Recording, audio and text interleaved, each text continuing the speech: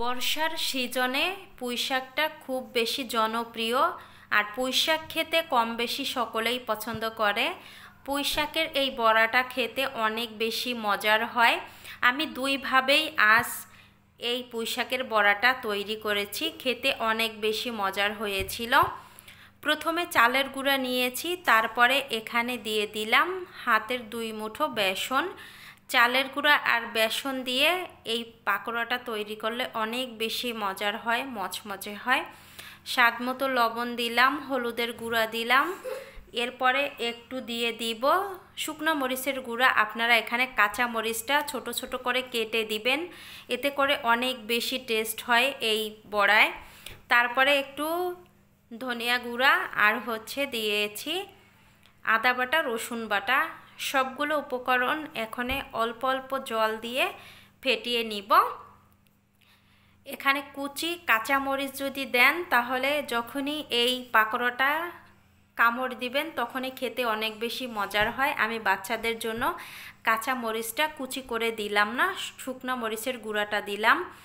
ব্যাটারটা গোলানো হয়ে গেছে। এখানে এই যে বড় একটা পুঁইশাকের পাতা নিয়েছি, এপাশ ওপাশ করে ভালোভাবে এই ব্যাটারটা মাখিয়ে নিতে হবে।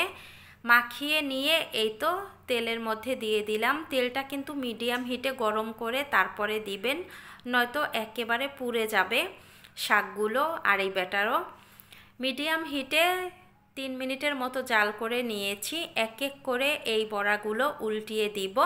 অনেকে এভাবে খেতে পছন্দ করে, অনেকে আবার কুচি কুচি করে কেটে তারপরে বড়া বানালে খেতে পছন্দ করে। যেমন আমার ছেলেরই অনেক পছন্দ কুচি করে বড়া বানালে।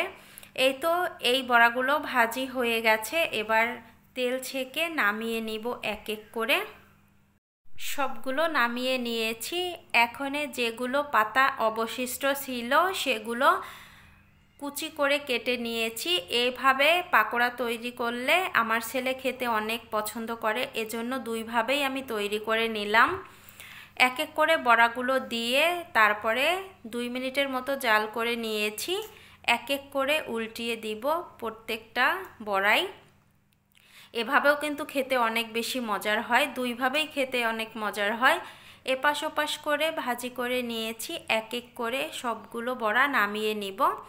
সবগুলো বড়া নামানো হয়ে গেছে। এগুলো কিন্তু এমনিতেও খেতে অনেক বেশি মজার, আবার গরম গরম ভাতের সাথে কাঁচা মরিচ ভেঙে যদি খাওয়া হয় তাহলেও কিন্তু অনেক অনেক মজা লাগে। দুইভাবেই আপনারা খেতে পারেন, আর সেমভাবে বাসায় একবার হলেও ট্রাই করে দেখবেন এই বড়াগুলো।